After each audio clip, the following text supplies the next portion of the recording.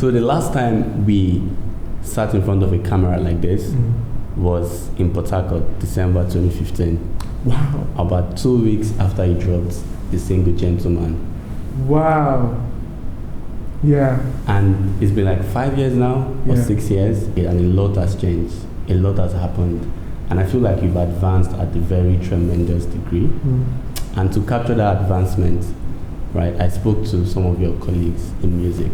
Okay. You know, I had them, just tell me what they think about you and where you are right now. Really? Yeah. Okay. So I quote, I like to describe Ric Hassani and his music as smooth and classic. And from what I can tell after meeting him, he's a humble and cool person. I really wish him all the best. Can you guess who said that? I have no idea. That's Tu Baba. No. Are you're joking? That's Tu Baba. Really?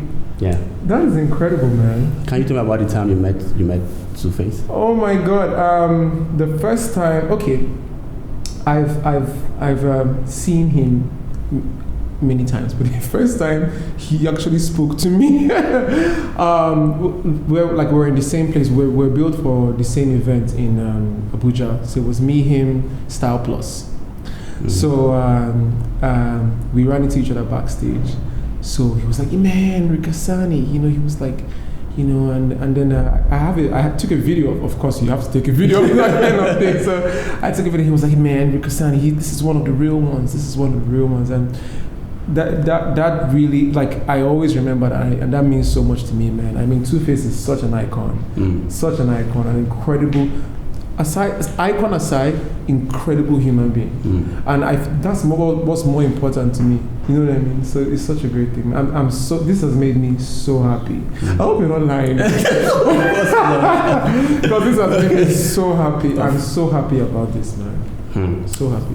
So somebody else has something to say. All right. And I quote, I've known Ric from pretty much the early stages of my career, and it's amazing to see how our friendship has stayed strong through the years.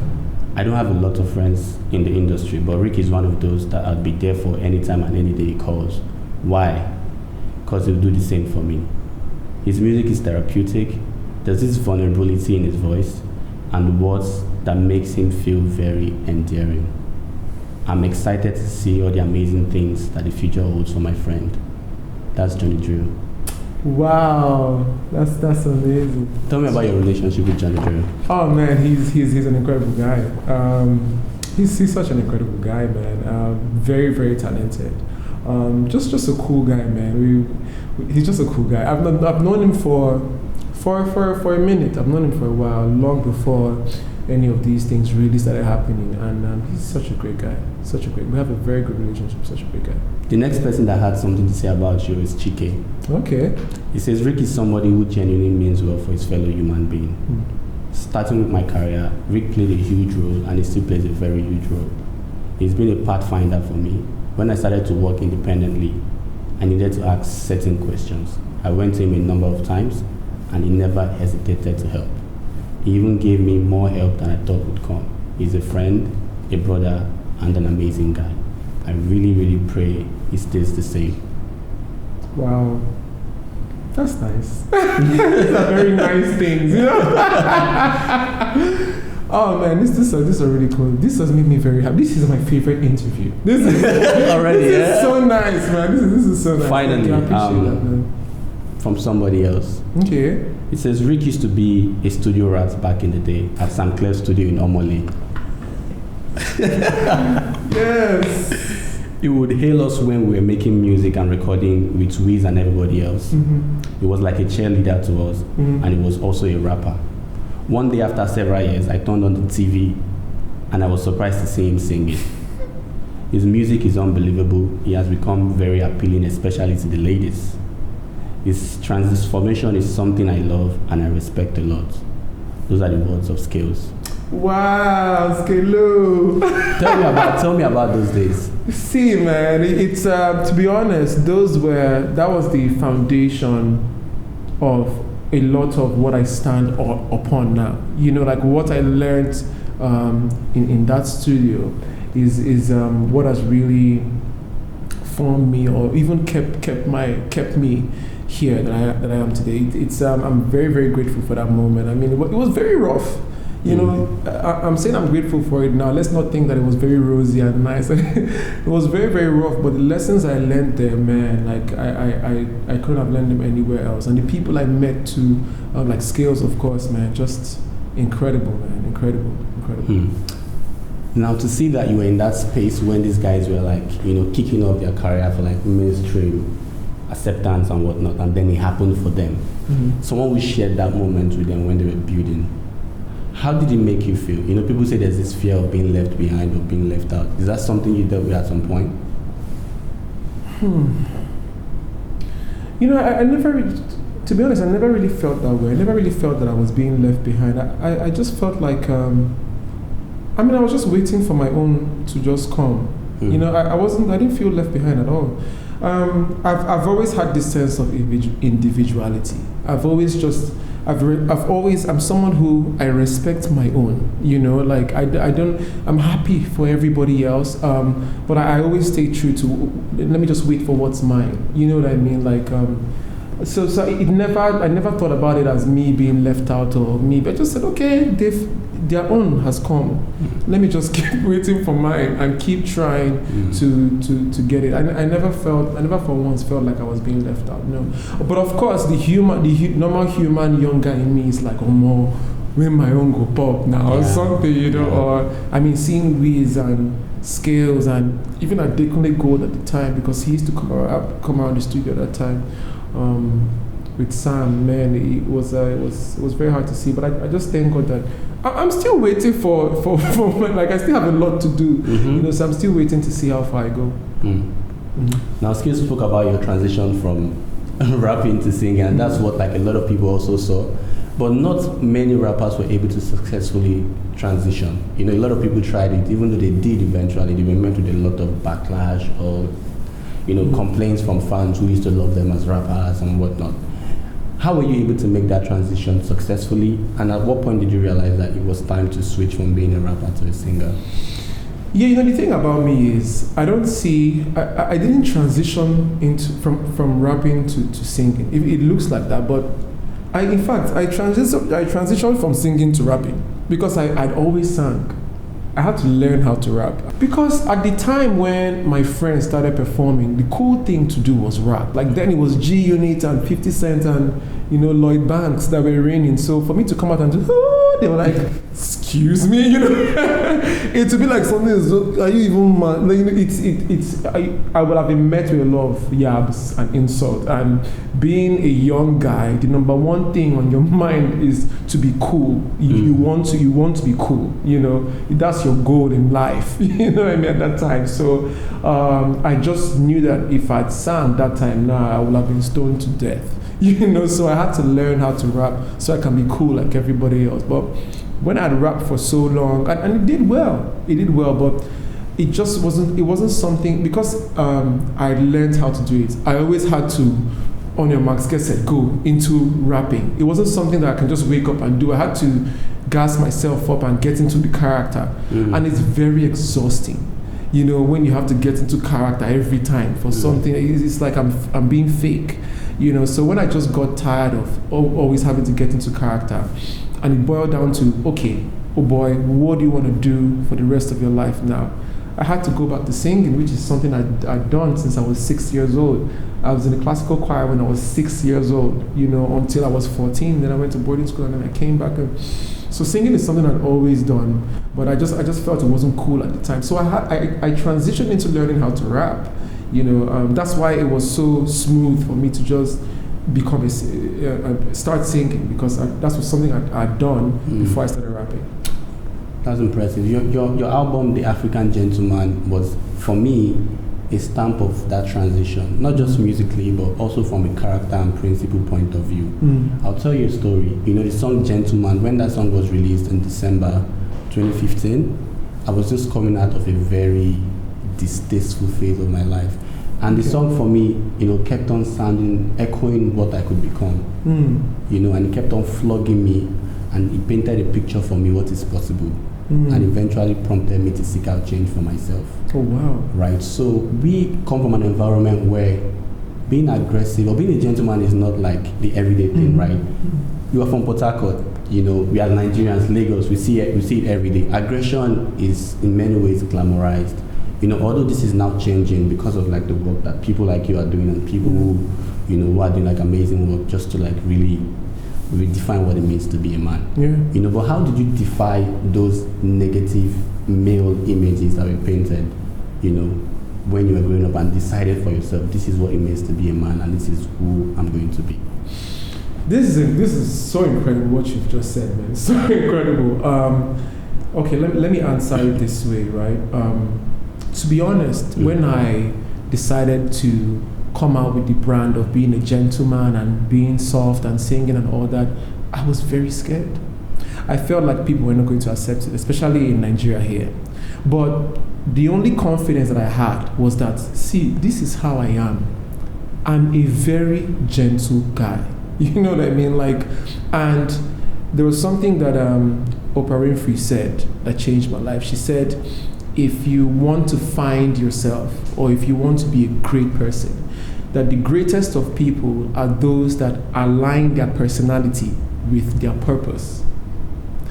So I said, okay, what's my personality? I'm cool, I'm gentle, that's how I am, that's how I was raised. My purpose is I'm trying to sing, I'm trying to, you know, be this person, inspire people. So I'm going to join that together, and as I'm singing, I will make it as gentle and as polite and as, you know, integrity or whatever as I am. I'm going to join it together, and that's what it's going to be. If they don't like it, they don't like it. But I feel like this is the highest, truest expression of myself. You know what I mean? So I was very scared because I was like, oh boy, if they don't like this thing, it means say, you know. But I just did it anyway because it was all I could do, and it was the best that I could do. So I just kept on doing it, and then to see people catch on to it was so validating for me.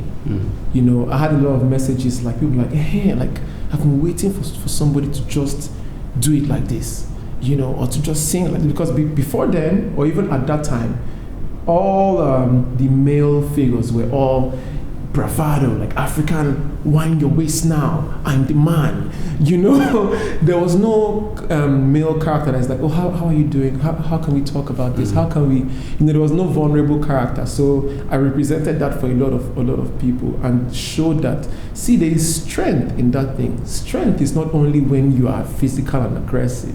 Strength is also when you're silent and you sit still. There's also, if not even more strength in that kind of behavior. So it was very validating for me, and trust me, I was very scared about it. But the only confidence I had within all of that was that, see, this is the only person that I can be best. You know, there's no other person that I know how to be better than this. So this is what I'm going to do. Let's talk about the new album, The Prince I Became. Yep. The title of the album in my head sounds like a destination. It sounds to me like the result of an action, The Prince I Became. What were some of the activities or experiences behind the scene that brought you to this point? Incredible, man. I've gone through, between the last album and this album, God, I've gone through so much growth in personal life, so much growth in career, so much self-discovery. Like I've almost become a completely different person, you know. So the Prince I Became is from all these things that have happened, from the good things, from the bad things that happened to me, from the people that hailed me on, to the people that threw stones at me. Like from all those things, I have become a prince. You know what I mean? So this album is like, this is what I've become. I still came out, I came out better. The last time I was a gentleman, now I'm royalty now. I'm now a prince now. Like this is what happened. Like you thought I was gonna come out this way or come out that way, but I even came out better. You know, so that's why I called it The Prince I Became. The first album, I was trying to do well for myself. I was trying to make money. I was trying to sustain myself. I was trying to make love songs. But with this album, I'm now trying to show people more of how my mind works, or my philosophies, or what I believe, or what kind of person I am. So that was my intent with this album. Also, tell me a little bit about that philosophy. What's important to you right now? What's important to me now is, to be honest, it's going to sound very one kind, but but the most important thing to me now, and it has been for a long time, is just to be a good person. I just want to be a correct guy. I'm telling you, like, I don't really want anything, because the thing is, music or whatever you can do, those things are secondary. It comes from who you are. My music sounds the way it sounds because of who I am. My voice sounds the way it sounds because of who I am. So it's the main cocoa is who I am. It's not, let me try and make my songs better. No, let me try and make me better. If I make me better, it will affect my songs, it will affect everything else. So my focus, I'm telling you, is just to be a good person first, and that's the most important thing to me now. 17 tracks on the album. 17. And one of the standard tracks, I was telling you shortly before we started recording, to me is Korede. Because for me, it opens up the window to a lot of things. Family, your faith, and your hustle.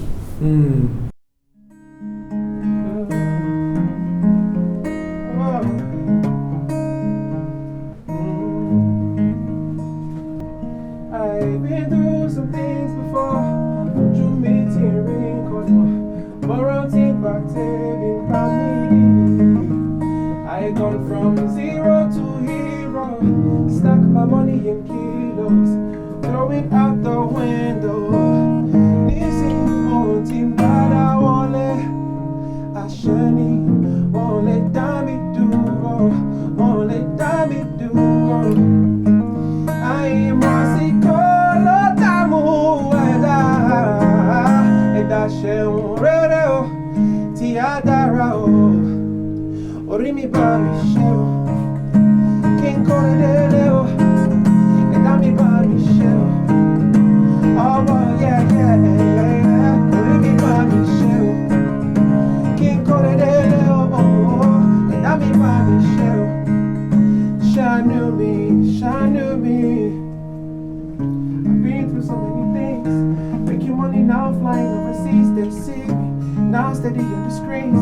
But what they don't know is it was tough, it was never easy. Thinking back, see I had it wrong. Now Baba God don't show me love. Remember when I had to pick my job? Mama said she has had enough. So I took my things and I made moves. Wore the same jeans and the same shoes. Got into the studio and stayed true. It happened for me, it can happen for you. Keep believing and praying, and you gotta be patient. Last, it gon' make sense. It gon' make sense. Bring me back.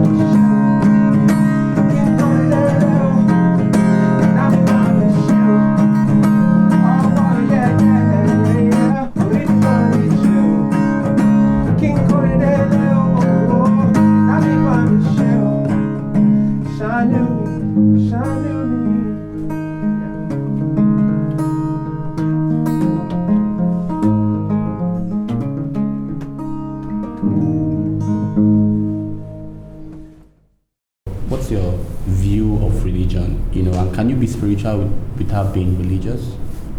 Oh yeah, the thing is, I think the idea of religion is just a way to practice spirituality, right? It's a way. It's just ideas on, okay, I do my own like this. When I want to talk to God, I do my own like this. When I want to, I talk to Mary instead of Jesus. I talk to you know what I mean? Like, so those are just man-made ideas. It's just like some people cook soup. Some people, they put the leaf first, or they put this first, or they put the palm oil first. But at the end of the day, it's all soup. You know what I mean? We're just trying to eat soup. So for me, I don't really key into this is how we do it. Your religion is your personal spiritual practice with your creator. It's your personal thing. If you want to do it how a bunch of people are doing it, fine. If you want to do it like that, fine. But it's so I have nothing against it. There's some people that they feel like, oh, I don't really like religion because blah blah blah blah blah. There's nothing. I mean, because personally, I'm at a crossroad, if you will. Mm-hmm. I realized that recently I started asking questions because I realized that everything I knew about God was what I was told from when I was a child. You know, I started asking questions. I've had several meetings with my pastor outside the church service. I'm like, look, I want to know God for myself. And I also have a problem with divisive religion. Oh, these ones are Muslims, these ones are Christians, right? Because in my head, I started thinking nobody asked to be any of what we are now. We're just thrown into this space to exist. I don't remember signing like a consent form with God to say, throw me into earth and put me in a Christian family. Yeah. So in my head, if really, as I've been told by in many religious spaces that, oh, if you're a Muslim, you're going to hell. And I began to think about how disadvantaged people who were born into Muslim homes are, if that's really the case. Because I'm just privileged to be born into a Christian home, if this is like the only way to go to heaven, right? And everything I believe about God and Christianity is because I had the privilege and the teachings of my parents who guided me through it. And every other person on the other side who is like a Muslim had the convictions that they got from their family just like I did. You know, so it means that they are like without consent, they were thrown into like a disadvantaged situation, and then they're going to have to suffer for it for the rest of their life, you know. So it was just like a concept that I couldn't understand. So I started asking questions. It's a crazy journey, you know. But I'll just say, like, in all of this deciding and stuff, the wrong thing to do will be just to leave God or just remove yourself and say, you know what, I think that would be the wrong thing to do. Like, bro, the world is so difficult, man, that the only one sure thing has to be your relationship with whoever created you, whatever you conceive him to be, however you want to do him. You know what I mean? If it's true Allah, or if it's true, you know what I mean? It's just whatever feels right to you. That's what I think. Yeah. You had a Frank Edward feature on there. Yeah. How did that happen? I've known Frank for years. Frank has featured me when I used to rap. Frank featured me on his own project. Oh, wow. The song even won awards in Christ Embassy. And I'm an award-winning rapper.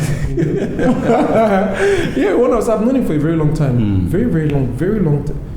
Maybe like 8 years. So how did the song come about? The Victory Belongs to God song. Okay, I was just in my studio. I've always wanted to have a gospel song. As cheesy as this sounds, like I wanted to have a gospel record where it becomes like a normal chorus in churches. Like I walk into a chorus and I can walk into a church, and while they are singing, "This is the day that the Lord has made," they break into my own. So, you know, I made the record. I'm like, oh my God, this is so dope. And then I sent it to Frank, like, yo, Frank. You know, Frank sent it back to me. Like, he took some time because he told me he kept on doing it again. He wanted to get it right. So, and he sounded excellent on his song, you know. And so he sent it back to me. And that's one of my favorite songs on the album, to be honest. I love that song so much. I love it so much. There were also a lot of love. What do we do about you guys that always sing about love, right? And ladies, without any public track record of you being in love. you know, out of curiosity, right? Yeah. I went to do some digging, you know. Let me see, has there been like any scandal with Ric Hassani and any girl? Has there been like pictures of Ric Hassani and any girl that he has? I was like, well, I couldn't find anything. So I came up with like 2 resolutions. One is either Ric Hassani does an impressive job at keeping his love life private, or he's just not into women. So, are you gay? but the funny thing about this question is that this is not even a legal question to ask anybody in Nigeria. So I don't want you to give me an answer. But yeah, I mean, like, no, I've never been in a relationship. I've been in some stupid situation. I've been in a very stupid situation, but I've never been in a relationship. No. Yeah. Okay. This is the truth, right? I'm even kind of in a situation now, but this is the thing, right? It's So I've made a deal with God, right? And I seriously mean this. I told God that, God, seeing, I'm going to focus on my purpose so hard. I'll do what you want me to do, what you planned for me. I'll do it so hard. Now, while I'm focusing on this thing, you figure somebody out that you're going to bring and that's going to be great for me and will serve and where I'm going. You know, that'll work out. It'll work. It's working out is no longer under my control. I've given that completely to God. That's a piece of advice I received from someone. Really? Just having like a random conversation. The person was like, look, this thing called, finding someone that's really going to work for you is you'll find the person on your path. You don't have to go out of your way to find the person. Just focus on your work. Oh yeah. Right? As you're on that path, you're going to find, if you have to go out of your way, the person might take you out of your path. So stay on your path, you meet the person along the way. That's it. Love it. So what to you, how do you describe like the perfect love situation for you? This is what I was saying to one of my guys. I said, real love feels like nothing. It doesn't feel like anything. It doesn't feel like butterflies in your stomach. It doesn't feel like your head is about to explode. It doesn't feel like it. It feels like nothing. Here's the thing, right? God is love, right? And we are made in God's image.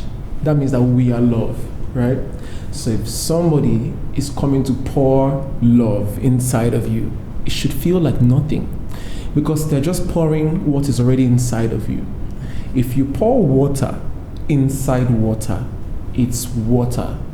The water is not going to change color. The water is not going to start bubbling, or the water is not going to, you know what I mean? If the water starts bubbling, then the acid where you throw inside. The best of my relationships, it has always felt like nothing. It just flows. You don't have to try and speak in a certain way to impress, or it just flows. So the best relationships, real love feels like nothing. Tell me about how much of this album was made during the COVID lockdown. Oh, all of it, except for I think the only song that wasn't made was maybe BC, a song with Peruzzi.